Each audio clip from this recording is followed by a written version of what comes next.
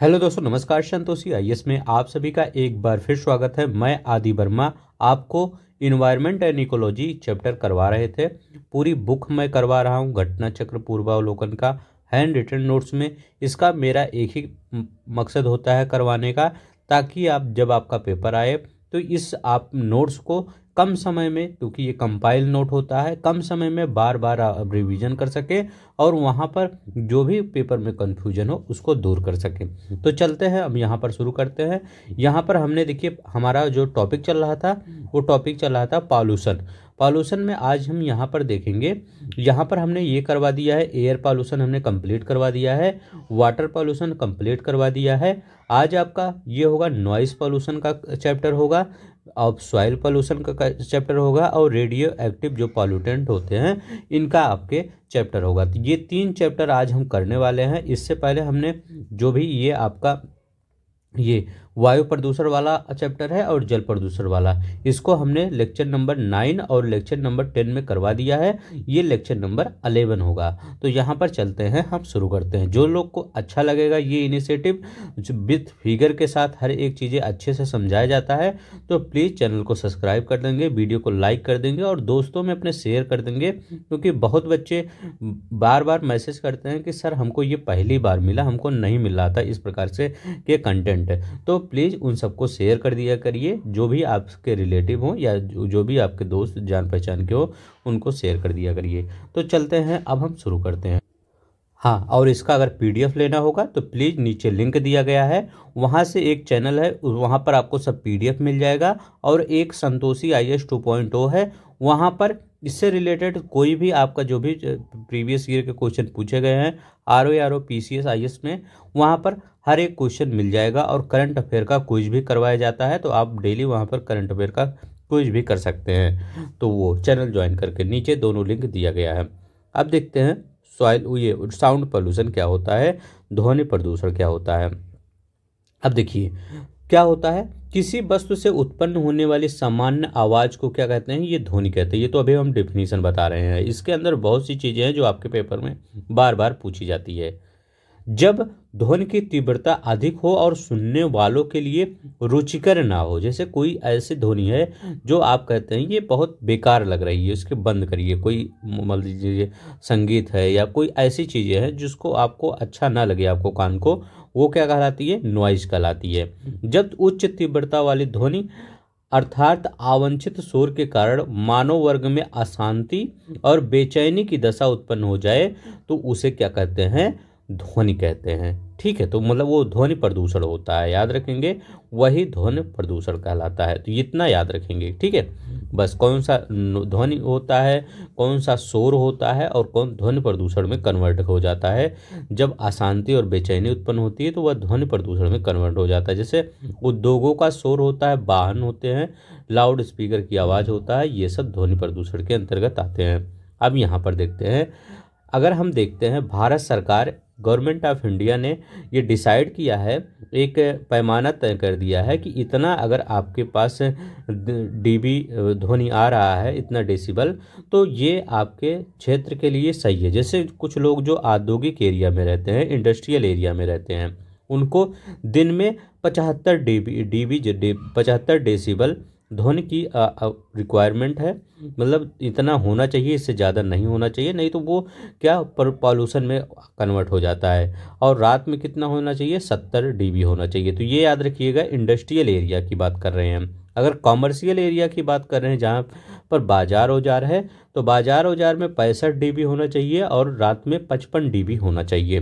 अगर आवासीय residential area है, आपका मोहल्ला है, तो मोहल्ला हुआ, गांव हुआ, तो वहाँ पर 55 dB होना चाहिए और 45 dB रात में होना चाहिए। अगर हम शांति क्षेत्र, अब शांति क्षेत्र होता क्या है, तो ये याद रखेंगे, शांति क्षेत्र जैसे उन स्थानों में रख दिया जाता है, जैसे अस्पताल हुआ, कोई शैक्षणिक परिसर हुआ या न्यायालय हुआ, धार्मिक स्थल हुआ, ऐसी कोई जगह जहाँ पर जहाँ वो जगह 100 मीटर का क्षेत्र होता है वही शांति क्षेत्र होता है। मतलब यहाँ पर हमेशा शांति चाहिए, अस्पताल में मरीज को कोई प्रॉब्लम ना हो, शिक्षा में बच्चों को कोई प्रॉब्लम ना हो, तो इसी को 100 मीटर के वाले रेंज को क्या क्या शांति क्षेत्र घोषित कर दिया जाता है। तो उसको 50 dB चाहिए और नीचे 45 dB चाहिए, तो ये याद रखेंगे। अब यहाँ पर देखते हैं कुछ फैक्ट। WHO ने ध्वनि की उच्चता का स्तर दिन में 45 dB तथा रात्रि में 35 dB निश्चित किया है। जब क्या है, WHO ने कह रहे हैं अगर आप ध्वनि सुनिए तो रात्रि में दिन में 45 dB होना चाहिए, रात्रि में 35 dB होनी चाहिए। ये मानक आइडियल माप है। जब ध्वनि एक माध्यम से दूसरे माध्यम में जा करती है तो उसकी जो स्पीड होती है और वेवलेंथ होता है, गति और तरंगदैर्घ्य में परिवर्तन होता है, परंतु जो उसकी फ्रीक्वेंसी होती है, आवृत्ति जिसको आप हिंदी में कहते हैं, फ्रीक्वेंसी में कोई परिवर्तन नहीं होता। तो ये कई बार आपके पेपर में क्वेश्चन पूछा गया है कि ध्वनि जब एक माध्यम से दूसरे माध्यम में प्रवेश करती है तो किसमें परिवर्तन होता है। तो याद रखिएगा यहाँ पर स्पीड में, गति में परिवर्तन हो जाती है उसकी, और तरंग दैर्घ्य में भी परिवर्तन हो जाता है, ठीक है, वेवलेंथ में। बट जो फ्रीक्वेंसी होती है उसमें कोई भी चेंज नहीं होता है। वह इकाई जिसमें ध्वनि का दाब और उसका तारतम्य पिच दोनों मापे जाते हैं वो क्या कहते हैं, डेसिबल कहलाती है। तो यहाँ पर क्या मापा जाता है, दाब मापा जाता है ध्वनि का, और उसका तारतम्य मापा जाता है, वो क्या कहलाता है, डेसिबल कहलाता है। ये याद रखेंगे। अब देखिए यहाँ पर यूपीपी से 2018 में यही क्वेश्चन पूछा गया था कि पत्तों की जो सरसराहट होती है वो कितने डेसिबल का होना चाहिए। तो ये अभी 2018 में पत्तों की सरसराहट से क्वेश्चन पूछ लिया है, और हो सकता है सामान्य वर्षा पूछ ले। तो सब कुछ याद कर लीजिए हल्का सा, ताकि आपको पता रहे। तो पत्तों की सरसराहट 10 से 20 dB, तो वहाँ पर आपके ऑप्शन में 20 dB लगभग दिया था, तो याद रखेंगे 20 dB लगाइए। 10 से 20 dB होती नहीं चाहिए। जो जैसे हवा चलती है ना, पत्ते जो होते हैं सरसर सर की आवाज़ करते हैं। शांत कार्यालय जो कमरे की ध्वनि होती है उस पर 40 dB होना चाहिए। टाइपराइटर से होना चाहिए 50 dB होना चाहिए। टेलीविजन और रेडियो तरंग कितना होना, 70 dB होना चाहिए। हल्के यातायात का शोर कितना होना चाहिए, 74 dB होना चाहिए। सामान्य वर्षा 50 dB होना चाहिए। ट्रक आदि की आवाज़ 80 से 85। ऐसे क्वेश्चन बहुत फ्रिक्वेंटली पूछे जाते हैं कि इनकी क्या होना चाहिए, डेसिबल कितना होना चाहिए जो आवाज़ होती हैं। सबवे ट्रेन जो होती है वो 90 dB होनी चाहिए। जोर से चिल्लाना कितना होना चाहिए, 90 dB होना चाहिए। सिम्फनी ऑर्केस्ट्रा कितनी होनी चाहिए, ये भी 90 dB होना चाहिए। रॉक संगीत का बैंड कितना होना चाहिए, 110 dB होना चाहिए। हवाई जहाज 90 से 120 dB होना चाहिए। फैक्ट्री का वायलर, जैसे फैक्ट्री का वायलर बजता नहीं सुबह शाम देखते हैं, जिसके घर फैक्ट्री के पास होता, वो 110 होना चाहिए। जेट प्लेन कितना होना चाहिए, 120 dB होना चाहिए। जेट प्लेन का उतरना कितना होना चाहिए, 150 dB होता है। ये जेट प्लेन वाला यूपी लोअर में पूछा गया था 2003 में। अब यह देखिए असहनीय शोर कितना, 130 dB होना चाहिए। रॉकेट इंजन या अंतरिक्ष यान 140 से 180 dB, मतलब कान ही फट जाएगा। ज्वालामुखी विस्फोट 190 dB होता है। तो ये याद रखेंगे, ये कुछ न कुछ याद कर लीजिए ताकि आपको पेपर में कहीं से भी आ जाए। किस किस पत्तियों की सरसराहट कोई सोच सकता है पूछेगा, लेकिन पूछ लिया था तो ये पूछ लेता है आपके पेपर में, ठीक है। मैं हर चीज़ लिख देता हूँ, मतलब देखिए और सब होते हैं क्या, 1-2 लिख देते हैं बस आपका ख़त्म। मैं सोचता हूँ हर चीज़ें आपको, कोई भी चीज़ें न छूटे, ताकि नोट्स में, नहीं तो अगर मैं कितना भी अच्छा नोट्स बना के दे दूँ आपको, बट अगर कोई चीज़ पेपर में आ गया और मैं यहाँ नोट्स में आपको नहीं दिया तो वो उसको नोट्स का पूरा कोई मतलब नहीं रहता, वो मिट्टी के समान है नोट्स पूरा, ठीक है। क्योंकि जब उससे आया ही नहीं तो उससे नोट्स का क्या मतलब, ठीक है। इसीलिए मैं सब कुछ लिख देता हूँ, कहीं से भी पूछ सकता है। अब यहाँ पर देखते हैं ध्वनि प्रदूषण से संबंधित महत्वपूर्ण तथ्य क्या होते हैं। ध्वनि प्रदूषण, देखिए समुद्री ध्वनि प्रदूषण का सबसे अधिक प्रभाव समुद्री होल पे पड़ता है। जैसे समुद्र में जो ध्वनि प्रदूषण होता है, बहुत सी जहाजें होती हैं, शिप होती हैं, वो जब चलती हैं तो वहाँ पे ध्वनि प्रदूषण होता है। तो उसका सबसे ज़्यादा प्रभाव कहाँ पे पड़ता है, व्हेल मछली पर सबसे ज़्यादा प्रभाव पड़ता है, ये याद रखेंगे। मनुष्य के कान 20 हर्ट्ज से 20,000 हर्ट्ज तक की ध्वनि सुन सकते हैं, जिसको मनुष्य का श्रव्य प्रास कहते हैं, ऑडिबल रेंज कहते हैं। तो मनुष्य का जो वो होता है, कान होता है, ये बहुत बार क्वेश्चन पूछ लिया गया है कि मनुष्य का कान तो 20 हर्ट्ज से और 20,000 हर्ट्ज तक क्या होता है, सुन सकता है, वही ऑडिबल रेंज कहलाता है। श्रव्य प्रास से अधिक आवृत्ति की तरंग के, मतलब जो ऑडिबल रेंज से अधिक, मान लीजिए ऑडिबल रेंज इतना है, इससे अधिक अगर चली जाती है तो वो 20,000 हर्ट्ज से अधिक चले जाती है तो उसको अल्ट्रासोनिक वेव कहते हैं। कौन सा वेव कहते हैं? Ultrasonic wave. और जो 20,000 हर्ट्ज से, मतलब जो 20,000 हर्ट्ज से अधिक हो जाएगी और 20 हर्ट्ज से कम हो जाती है तो वो क्या कहलाता है? इंफ्रासोनिक वेव कहलाता है। याद रखेंगे, दो चीज़ें होती है, 20 हर्ट्ज से कम हो जाएंगी तो वो इंफ्रासोनिक होते हैं, मतलब श्रव्य जो ऑडिबल रेंज होता है उससे कम हो जाएंगी आवृत्ति, किसी आवाज़ की आवृत्ति फ्रिक्वेंसी कम हो जाती है तो वो इन्फ्रा मतलब कम ना, इन्फ्रा मतलब इन्फर कम होता है, और अल्ट्रा मतलब बहुत ज़्यादा। ठीक है, तो यही याद रखिएगा, अल्ट्रासोनिक वेव क्या होता है? जो ऑडिबल रेंज से अधिक हो जाए तो वो अल्ट्रासोनिक हो जाता है, ऑडिबल रेंज से कम हो जाए वो इंफ्रासोनिक कहलाता है। तो ये दोनों वर्ड याद रखेंगे। अब यहाँ पर देखते हैं, आप ये मत देखिए, यहाँ पर हो सकता है आपको कुछ ज़्यादा फैक्ट ना मिले, लेकिन ऐसे ऐसे स्टेटमेंट आपके पेपर में बना के पूछ रहा है। अब ज़्यादा फैक्ट पर फोकस नहीं करता एग्जामिनर, कोई भी पेपर उठा के दीजिए, अब स्टेटमेंट पर ज़्यादा फोकस करता है। तो आप थोड़ा सा स्टेटमेंट के टाइप के क्वेश्चन पढ़ना स्टार्ट करिए। 70 डीबी से कम आवाज़ स्तर मनुष्य के लिए बहुत हानिकारक नहीं है, परंतु अगर 85 डीबी से अधिक आवाज़ 8 घंटे तक सुना जाए तो वह श्रवण क्षमता में कमी आ जाती है। अब देखिए, ये बहुत ज़्यादा क्वेश्चन पूछा जाता है ग्रीन मफलर के बारे में, केजरीवाल जी का मफलर। ठीक है, अब ग्रीन मफलर होता क्या है? तो ये क्या करता है? यह ध्वनि प्रदूषण से, हमेशा याद रखेंगे ध्वनि प्रदूषण से, नहीं तो मफलर से आप वायु प्रदूषण समझ लीजिए, नहीं, हमेशा मफलर ध्वनि प्रदूषण। क्यों? अब देखिए, ये क्या होता है, कान, मफलर क्या होता है? मफलर ऐसे बना होता है मफलर, और मफलर कहाँ पे लगाया जाता है? मफलर कान में लगाया जाता है। तो कान में क्या होता है? आवाज़ होता है, तो ऐसे याद कर लीजिए। अब इसको ग्रीन मफलर क्यों कहते हैं? जैसे बहुत एरिया, मान लीजिए ये आपका सड़क है, तो इस रोड के किनारे किनारे इतने हैवी पेड़ लगा दिए जाते हैं ताकि जब ये पेड़ है, जो ये व्हीकल जा रही हैं, आ रही हैं, जा रही हैं, इन व्हीकल को थोड़ा सा आपका जो आवाज़ प्रोड्यूस करें, उन आवाज़ को इन पेड़ों की क्षमता रहे, मतलब कंज्यूम करने की, मतलब इन, अगर मान लीजिए यहाँ पे कोई घर है, अगर यहाँ बहुत हैवी पेड़ है तो यहाँ पर जो भी गाड़ियाँ जाएंगी उससे इस घर पर आवाज़ कम सुनाई देगी। ठीक है, अगर पेड़ नहीं एकदम खाली है तो बहुत ज़्यादा आवाज़ सुनाई देगी, तो वो पेड़ ही आधा आवाज़ अपने अंदर कर लेगा। ठीक है, मतलब वो इधर नहीं रिफ्लेक्ट होने देगा ज़्यादा। ठीक है, तो ये याद रखेंगे। तो वही होता है ग्रीन रिफ्लेक्ट। इसमें विशालकाय हरे पौधे ध्वनि प्रदूषण वाले क्षेत्रों में रोपित किए जाते हैं जो ध्वनि प्रदूषण को नियंत्रित करते हैं, वही ग्रीन मफलर होता है। ध्वनि की तीव्रता डीबी में मापा जाता है, ये भी याद रखेंगे। अब देखिए, यहाँ आपको जितना भी आपने पढ़ा ये किससे था? ये ध्वनि प्रदूषण से था। अब हम किस में पढ़ेंगे? सॉइल पोल्यूशन के बारे में पढ़ेंगे। अब देखिए, सॉइल पोल्यूशन के बारे में देखते हैं। हम यहाँ पर देखते हैं सॉइल पोल्यूशन कैसे होता है। तो सॉइल पोल्यूशन किससे होता है? जल प्रदूषण से भी होता है। जैसे जल में बहुत सी चीज़ें ऐसी होती है जो सॉइल में मिलकर उसको गंदा कर देती हैं सॉइल को। फ्लाई एश, जो आपका चिमनियों से राख निकलता है, कोयले की राख निकलती है, वो जाके मिट्टी में पड़ जाती है और वहाँ की जो उर्वरा होती है समाप्त हो जाती है। लोहे तथा स्टील का कचरा होता है। प्लास्टिक जो सीवेज होता है। कृषि कार्यों में प्रयुक्त होने वाले नाइट्रोजन फास्फोरस जो नहीं होता, कीटनाशक पेस्टिसाइड जो होता है, उससे भी सॉइल पोल्यूशन होता है।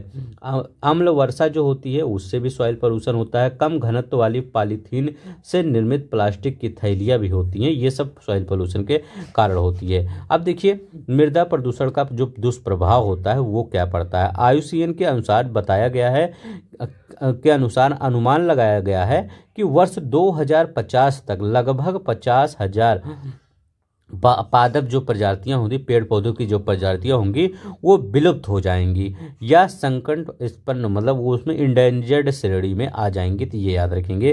किसके द्वारा बताया गया है? IUCN के द्वारा बताया गया है। सॉइल इरोजन क्या होता है? देखिए, जब ऊपरी मृदा, टॉप सॉइल होती है, अत्यधिक हानि से मृदा उर्वरता कम हो जाती है और यह परिणाम स्वरूप या मृदा नदियों की तली में जाकर जम जाती है। जैसे बहुत ज़्यादा बारिश हो गई या कुछ भी हो गया, कोई भी घटना हो गई, क्या होता है, ये जाके जो मिट्टी होती है ऊपर वाली, वो बह के कहाँ चली जाती है, नदी में जाती है और नदी की तली में जम जाती है। ये भी आपका मृदा प्रदूषण। आम्लता और क्षारता क्या, बहुत जगह आप देखे होंगे एसिडिटी और एल्कलिनिटी, ये दोनों बहुत ही बहुत ही ज़्यादा फॉर्म में पाया जाता है, जो भी हमारे मिट्टी के लिए बेकार होता है। ठीक है, ना ज़्यादा हमारा मिट्टी एसिडिटी होना चाहिए, ना एल्कलिनिटी होनी चाहिए। अब देखिए, मृदा में अम्लता और क्षारता को बढ़ जाने से मृदा की उर्वरता कम हो जाती है। यदि मौसम सूखा रहा और वर्षा कम हुई, मान लीजिए मौसम बहुत सूखा रहा और वर्षा बहुत कम हुई, तो कैल्शियम कार्बोनेट जैसे खनिज तथा क्षारीय यौगिक मिट्टी में जमा हो जाते हैं। इससे मृदा में क्षारकता बढ़ जाती है, मतलब एल्कलिनिटी बढ़ जाती है अगर सूखा ज़्यादा हो गया। ठीक है, ये याद रखेंगे। अब देखिए, नाइट्रोजन प्रदूषण क्या होता है, ये भी बहुत इंपॉर्टेंट है। ये आपके आईएएस में क्वेश्चन पूछा गया है नाइट्रोजन प्रदूषण के बारे में। जैसे कह रहा है कि कृषि मृदाओं में क्या होता है, पादपों के नाइट्रोजन के रूप में 33% प्राप्त करते हैं। ठीक है, जो और कृत्रिम जो ये कृषि मृदाओं में कृत्रिम नाइट्रोजन की बात कर रहे हैं, जो आप देखते नहीं है बोरी आती है नाइट्रोजन, उसमें लिखा रहता है 45%, 55%, ऐसा नहीं लिखा रहता। आपके घर भी अगर किसान फैमिली से बैकग्राउंड से बिलोंग करते होंगे तो आपको पता होगा कि नाइट्रोजन की डाला जाता है खेतों में, तो उसमें कितना परसेंट मिलता है, 33% मिलता है। ये याद रखिएगा। क्या कह रहा है, पादपों को नाइट्रोजन के रूप में कितना मिलता है, ये 33% मिलता है। याद रखेंगे, यहाँ पर कितना 33% प्राप्त होता है। कार्मिक रूप से पर्यावरण में कह रहे हैं, कार्मिक रूप से पर्यावरण में नाइट्रोजन के ऑक्साइडों के रूप में निर्मुक्त होती है। ऑक्साइड नाइट्रोजन के ऑक्साइड के रूप में भी निर्मुक्त होती है।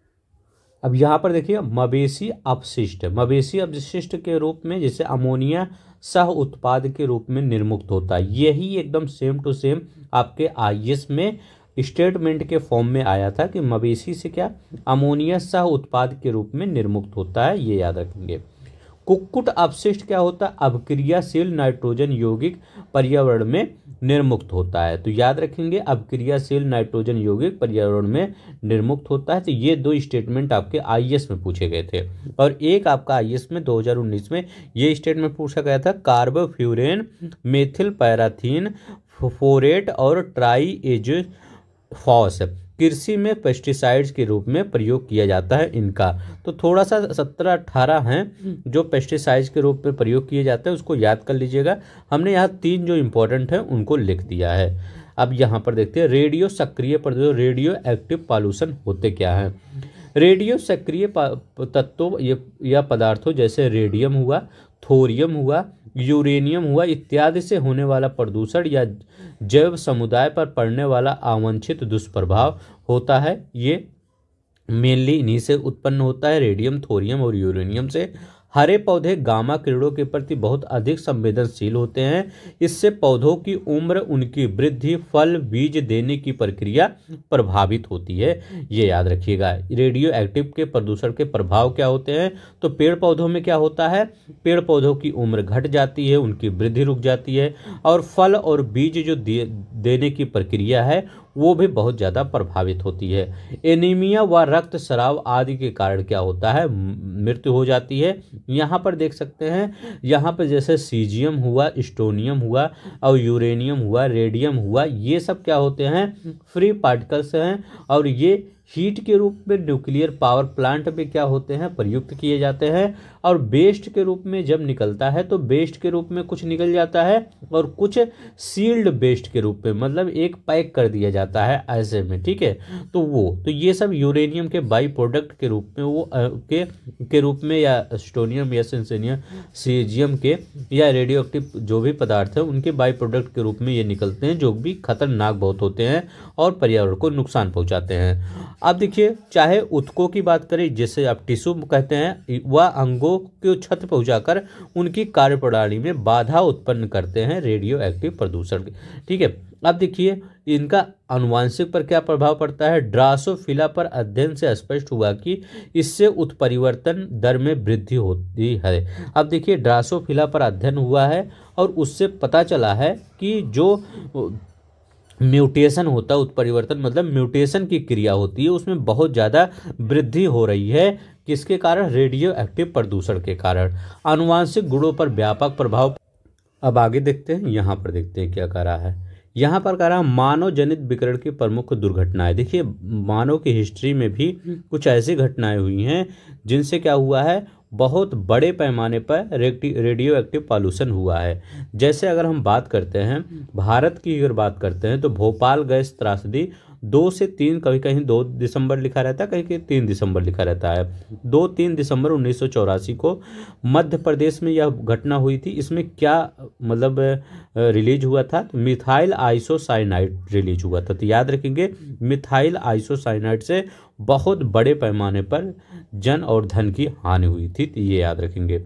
एक हुआ था जापान में फुकुशिमा परमाणु दुर्घटना, ये आपको याद होगा 2011 में जापान में हुआ था। ठीक है, अब ये यहाँ पर देखते हैं एक अमेरिका में हुआ था 3 माइल आइलैंड परमाणु रिएक्टर दुर्घटना वर्ष 1979 में संयुक्त राज्य अमेरिका में हुआ था। ये याद रखिएगा। चेरनोबिल नाभिकीय संयंत्र दुर्घटना वर्ष 1986 में तत्कालीन रूस में हुआ था, वर्तमान में यह यूक्रेन में हुआ। तो ये सबका डेट याद रखिएगा। 3 माइल आइलैंड परमाणु 1979 में याद रखिएगा। चेरनोबिल नाभिकीय संयंत्र कब हुआ था? 1986 में। और ये याद रखेंगे फुकुशिमा वाला 2011 में हुआ था। एक मिनट, फुकुशिमा वाला 2011 में हुआ था और यहाँ पर ये कितना कब हुआ था? ये 1984 में। ये डेट जरूर याद रख लीजिएगा। अब यहाँ पर आते हैं हम।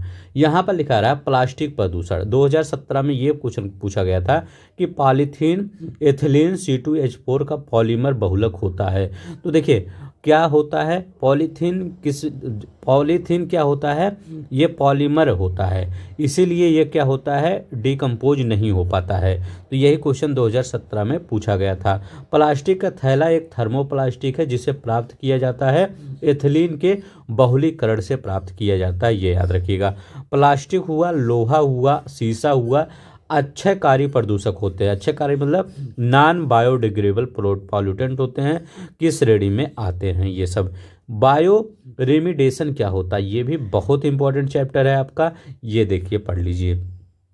अब देखिए इस PDF को आप टेलीग्राम से नीचे लिंक दिया गया है, वहां से डाउनलोड कर लीजिएगा। देखिए सूक्ष्म जीव, जीवाणु, कवक इत्यादि का उपयोग कर पर्यावरणीय प्रदूषकों को कम विषाक्त पदार्थों में अपघटित करना जैव उपचार कहलाता है। मतलब क्या कहलाता है? क्या कहा गया है यहाँ पर कि जो पर्यावरण विषाक्त हैं, मतलब पर्यावरण टॉक्सिक हैं पर्यावरण में, उनको किसके माध्यम से? सूक्ष्म जीव के माध्यम से, जीवाणु के माध्यम से और कवक फंगस के माध्यम से, उनको इन्हीं के माध्यम से उनको कम करना। मतलब ये अगर वहाँ पे छोड़े जाएंगे तो वो सब ये सब हो सकता है खा लें या अपघटित कर दें, कुछ भी करके जो इनको मतलब पॉल्यूशन को अपघटित किया जाता है ये जीवाणु के द्वारा, उसी को जैव बायो रेमिडेशन कहलाता है। इतना याद रखिएगा।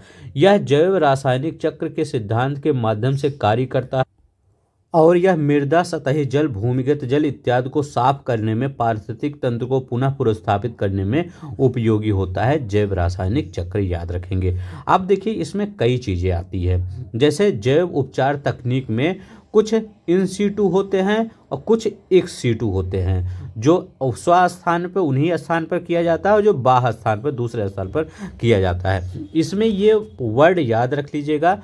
बायो स्टिमुलेशन क्या होता है, बायो वेटिंग क्या होता है, ये सब क्वेश्चन आ सकते हैं पेपर में। जैव बायो स्प्रिंगिंग क्या होता है, बायो एक्यूमुलेशन क्या होता है, ये तो बहुत बार पूछा गया है क्वेश्चन। अब देखिए बायो स्टिमुलेशन होता क्या है? नाइट्रोजन ऑक्सीकरण फास्फोरस जैसे पोषक तत्वों में मृदा में भेजकर सूक्ष्म जीवों को समाप्त करने की वृद्धि में सहयोग करते हैं। तो ये क्या होता है? नाइट्रोजन हुआ, ऑक्सीकरण फास्फोरस, नाइट्रोजन ऑक्सीकरण फास्फोरस जैसे पोषक तत्व होते हैं, उन तत्वों को कहाँ पे भेजा जाता है? मृदा में भेजकर सूक्ष्म जीवों प्रदूषकों को समाप्त करने में वृद्धि में सहयोग करते हैं। ये याद रखिएगा।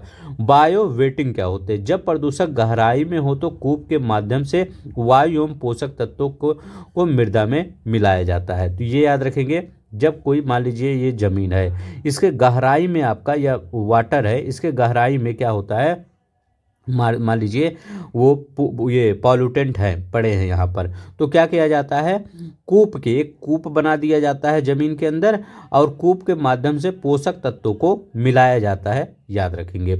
और जैव छिड़काव क्या होता है, भूमिगत जल से अपघटन प्रक्रिया तेज करने के उद्देश्य से ऑक्सीजन की सांद्रता।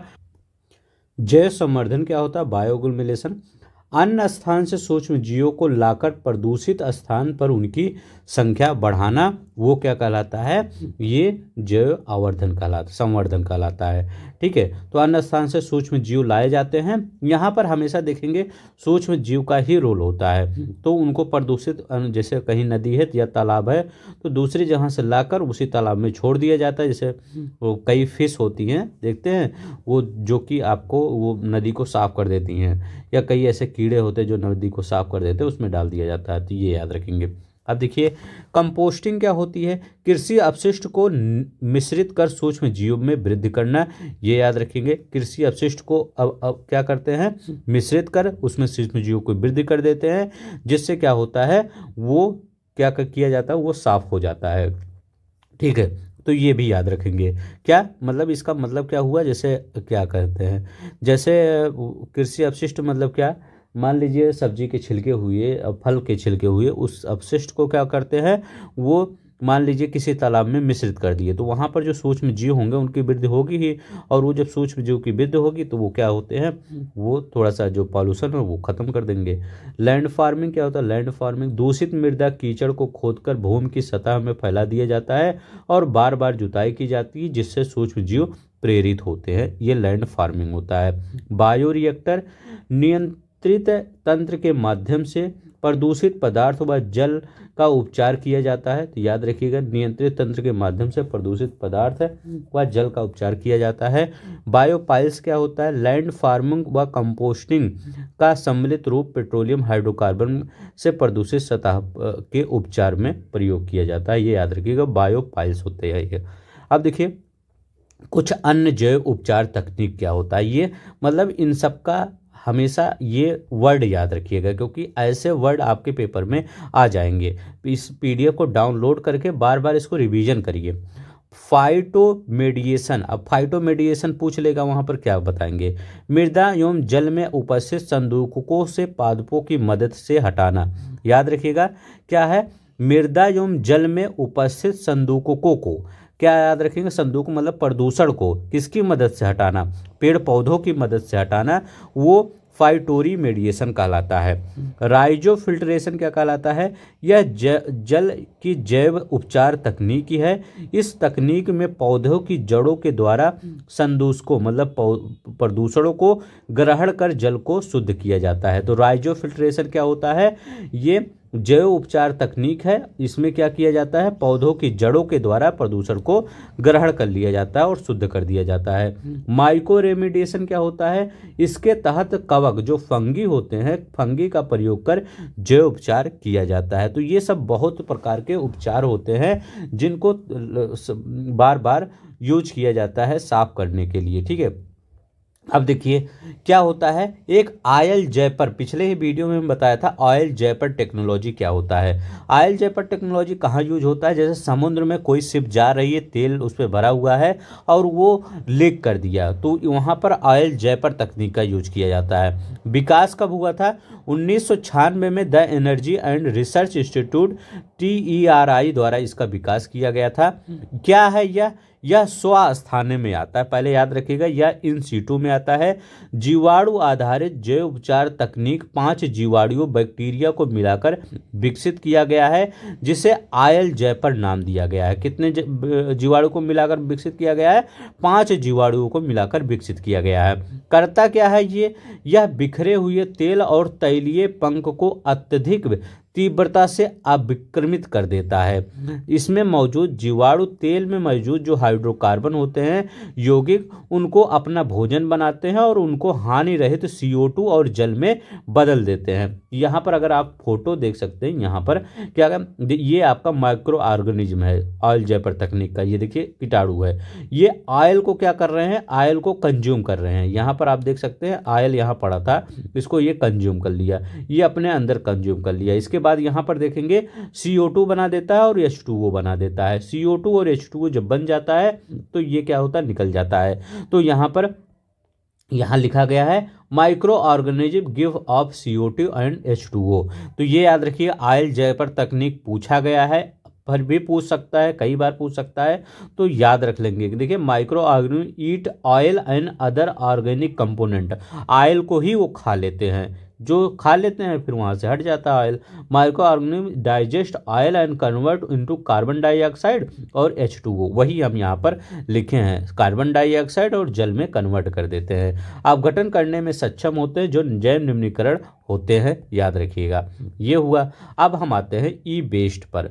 ई वेस्ट क्या होता है, कंप्यूटर, टेलीविजन, रेडियो, मोबाइल, ये दिख रहा है सब, washing machine, microwave oven, CD player, पंखा, स्कैनर, माइक्रोस्कोप इत्यादि ई वेस्ट की श्रेणी में आते हैं। परिभाषा क्या होती है, इसके अंतर्गत ऐसे विद्युत और इलेक्ट्रॉनिक उपकरण या उनके कुछ हिस्से शामिल होते हैं जिसे अपशिष्ट के रूप में छोड़ दिया जाता है।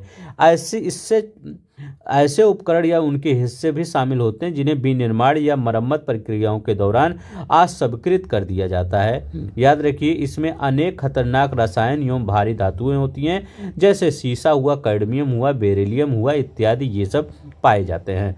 अब देखिए इंपॉर्टेंट चीज़ें यहाँ पर क्या है।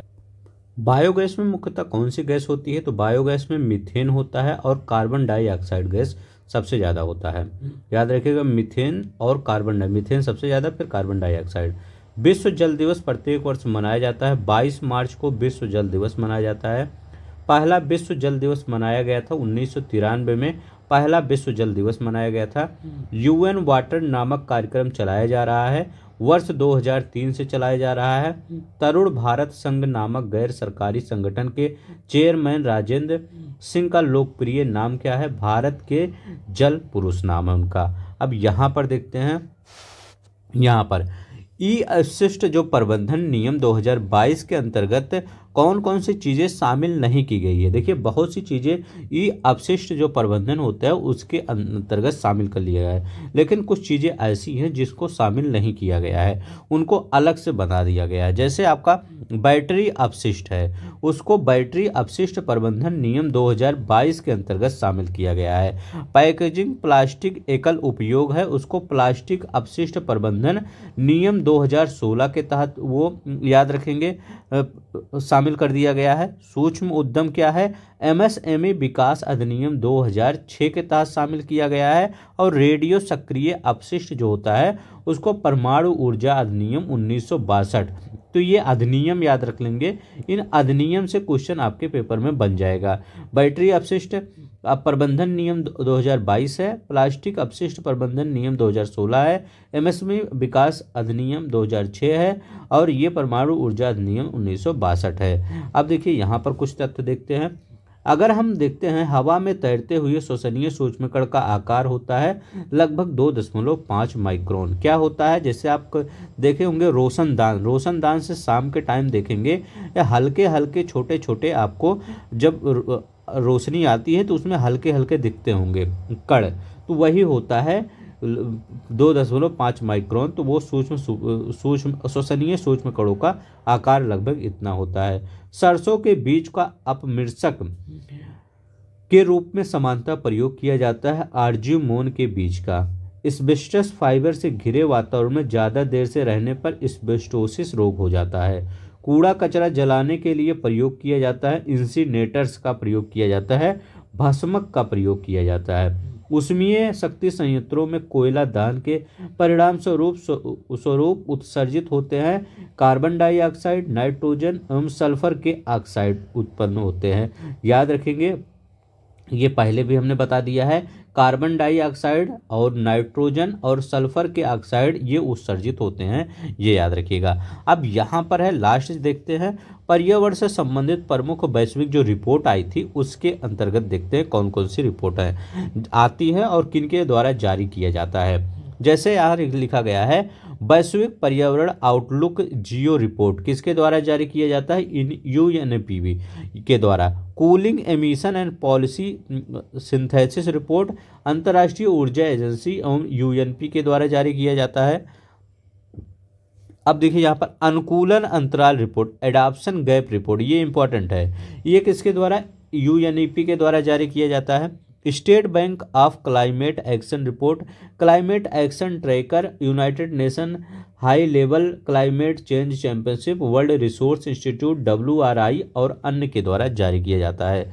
अब देखिए कोल्डेस्ट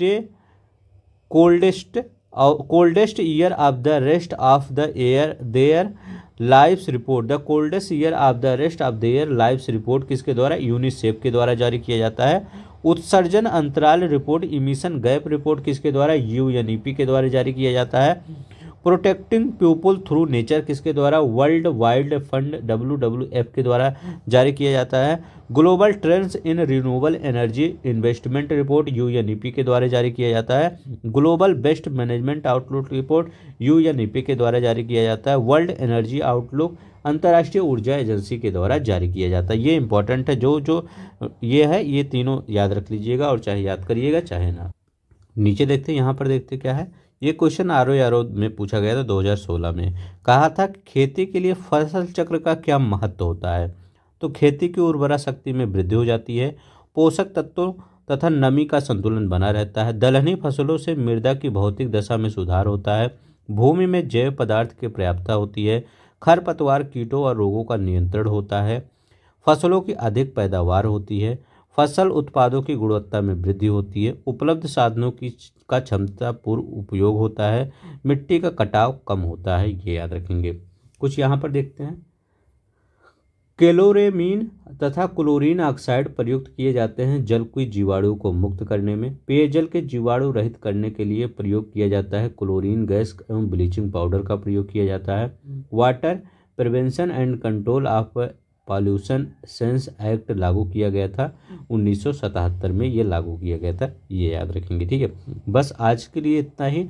अब आपका पॉल्यूशन जो चैप्टर था पूरी तरह से ख़त्म हो चुका है, ठीक है। अब यहाँ पर जो भी आपके चैप्टर आगे होंगे वो आगे आपको चैप्टर 1-2 दिन में मिल ही जाएंगे वीडियो। अब ये इस मतलब इन्वायरमेंट को मैं बहुत ज़्यादा बचा नहीं है, जल्दी जल्दी ख़त्म कर दूँगा, ठीक है। तो चलते हैं, आज के लिए बस इतना ही। अगर आपको पसंद आएगा तो प्लीज़ लाइक कर दीजिएगा, इस PDF को डाउनलोड कर लीजिएगा, नीचे टेलीग्राम का लिंक दिया गया फ्री आप कॉस्ट, और प्लीज़ अपने दोस्तों में शेयर कर दीजिएगा। तो जय हिंद, जय भारत।